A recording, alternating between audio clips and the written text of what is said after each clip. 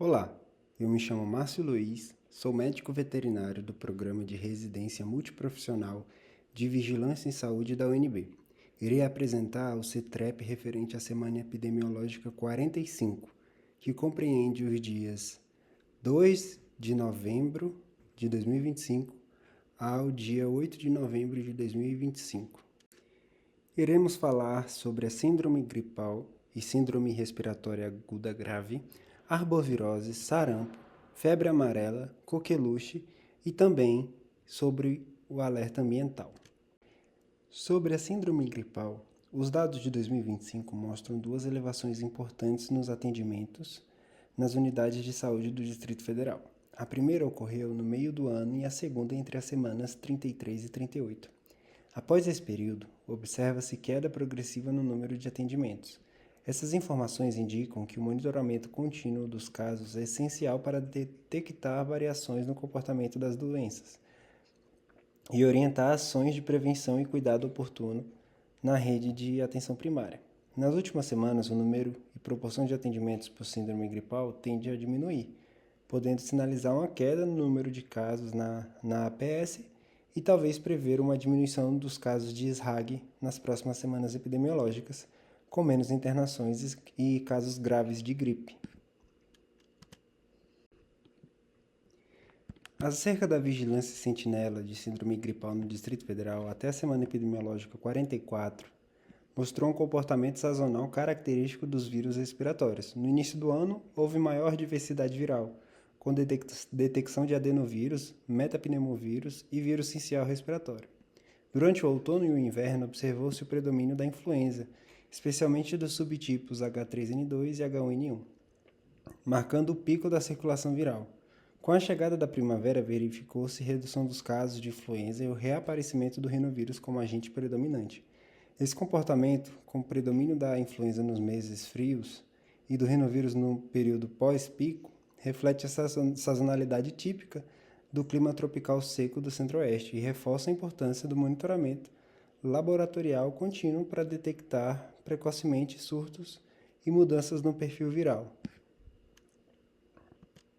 Foi percebido um aumento na circulação do adenovírus, rinovírus e influenza A, não subtipado. Outros vírus ainda circulam no Distrito Federal, mas em menor proporção, como Covid, metapneumovírus e o vírus sincial respiratório.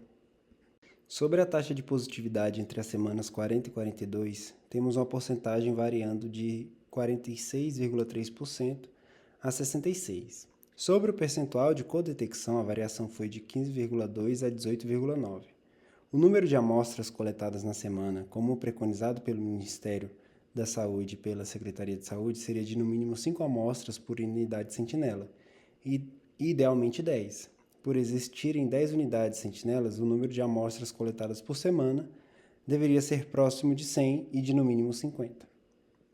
A tabela mostra o número de coletas para os casos de síndrome gripal nas unidades sentinela do Distrito Federal até a semana 44.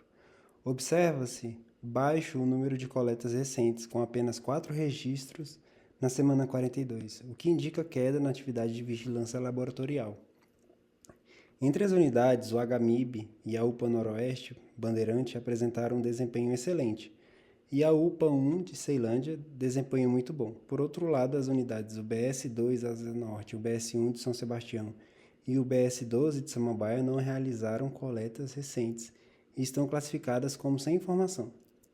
De forma geral, o indicador global foi classificado como bom, mas há heterogeneidade entre as unidades, evidenciando necessidade de reforço nas coletas em parte da rede Sentinela. Na semana epidemiológica 44 de 2025, o Brasil apresenta um quadro heterogêneo de SRAG. As regiões Norte, Centro-Oeste, Sudeste e parte do Sul registraram níveis elevados de atividade, enquanto o Nordeste e parte do Sudeste mostram redução dos casos.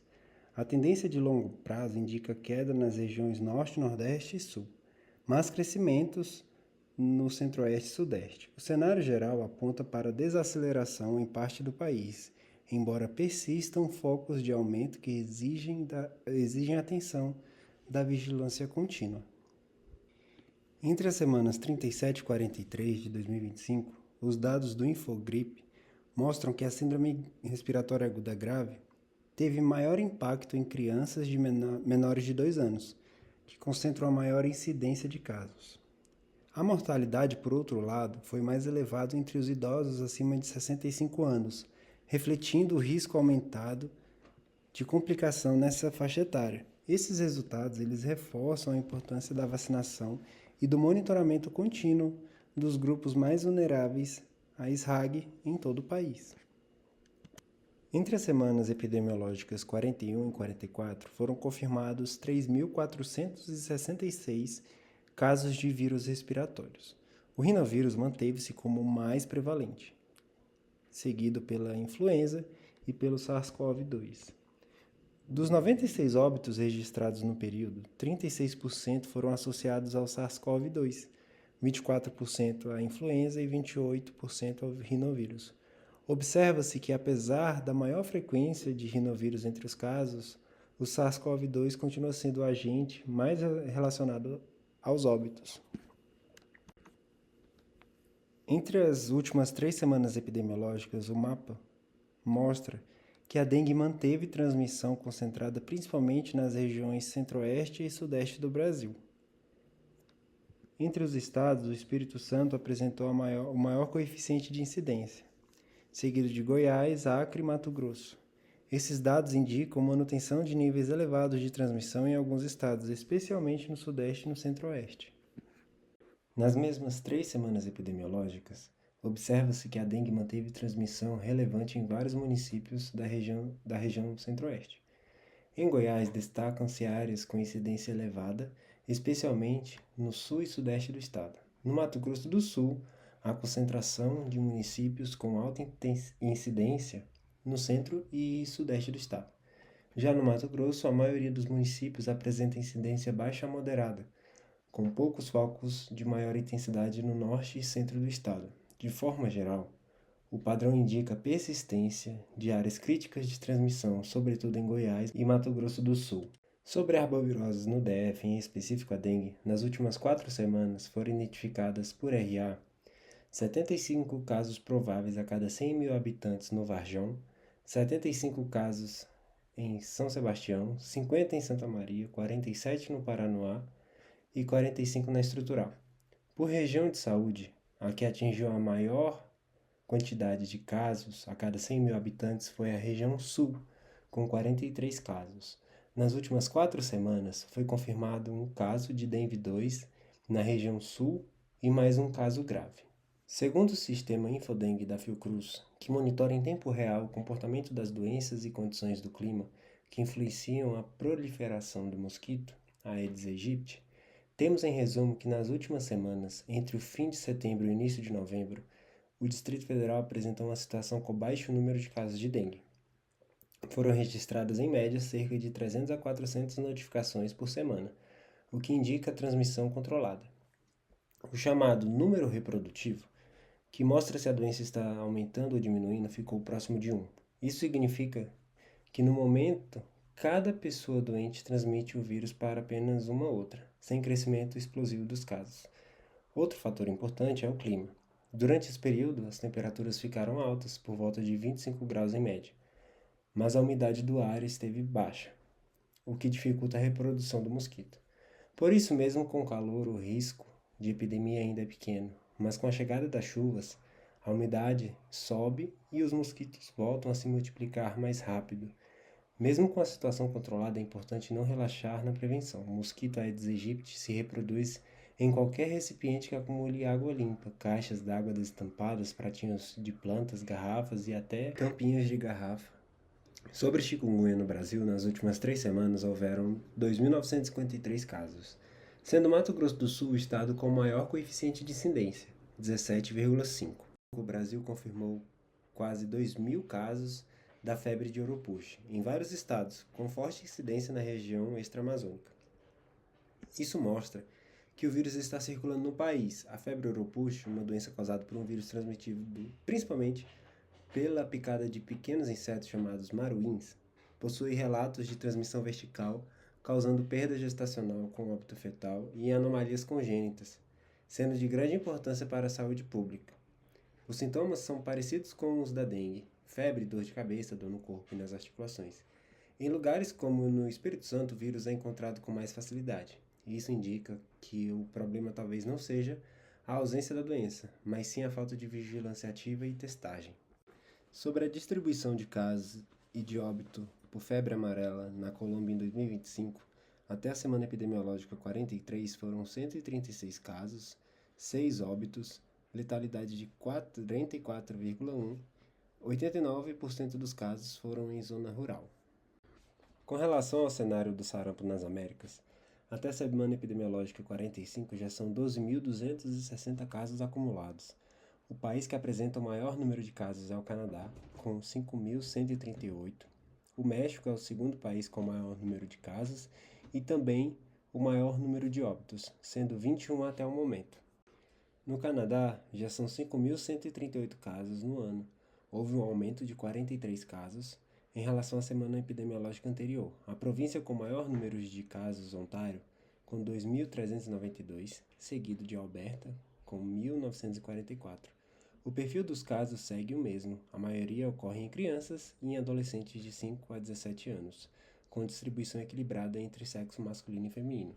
Além disso, 88% dos infectados não têm histórico de vacinação e desconhecem o seu cartão vacinal. No México, até o momento, são 4.883 casos confirmados, o mesmo número de casos da semana epidemiológica anterior. A província do México com a maior incidência é Chihuahua, com uma taxa de 111 casos por 100 mil habitantes. Tratando-se da situação de coqueluche no Peru, são 3.400 casos acumulados em 2025.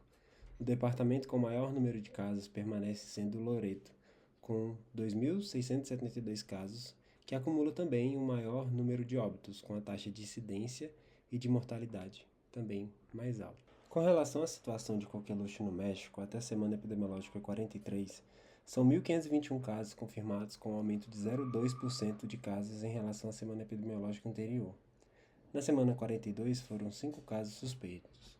As províncias que apresentam o maior número de casos continuam sendo Chihuahua, Cidade do México e Novo Leão. A Prefeitura de Primavera do Leste, a 239 quilômetros de Cuiabá, confirmou o 6º caso de sarampo no município. Nesta terça-feira, o paciente é uma criança de 1 ano, sem histórico prévio de vacinação contra a doença. Segundo o município, a criança fez parte do mesmo núcleo familiar dos casos anteriormente registrados. Ela já está fora de risco clínico e de transmissão. A Secretaria Municipal de Saúde reforça à população que a vacinação é a forma mais eficaz de prevenção contra o sarampo.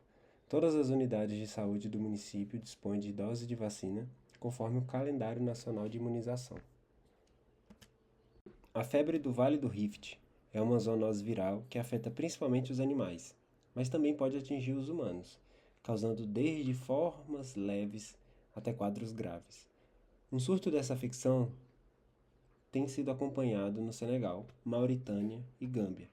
A infecção humana geralmente acontece pelo contato direto ou indireto com sangue ou órgãos de animais infectados, ou ainda por meio da picada dos mosquitos do gênero Aedes e Culex. Na maioria dos casos, a doença é assintomática ou leve, com febre súbita, dores musculares e de cabeça, rigidez na nuca, sensibilidade à luz e perda de apetite. Já nas formas mais graves, podem ocorrer manifestações oculares, meningoencefaleia ou febre hemorrágica. Trazendo os dados dos países afetados, observamos que desde o final de setembro foi registrado um surto significativo de febre do Vale do Rift no Senegal e na Mauritânia. No Senegal foram confirmados 363 casos, com um aumento de 76 desde a semana 43 e 29 mortes. A maioria dos casos, cerca de 77%, ocorreu na região de Saint Louis, que faz fronteira com a Mauritânia. Já na Mauritânia, foram notificados 46 casos confirmados, incluindo 14 óbitos, além de 31 surtos em rebanhos no país. A previsão do Índice de Qualidade do Ar para Brasília, entre 8 e 13 de novembro, indica que o ar deve permanecer majoritariamente na faixa N2, moderada, sem alcançar níveis ruins ou de risco elevado.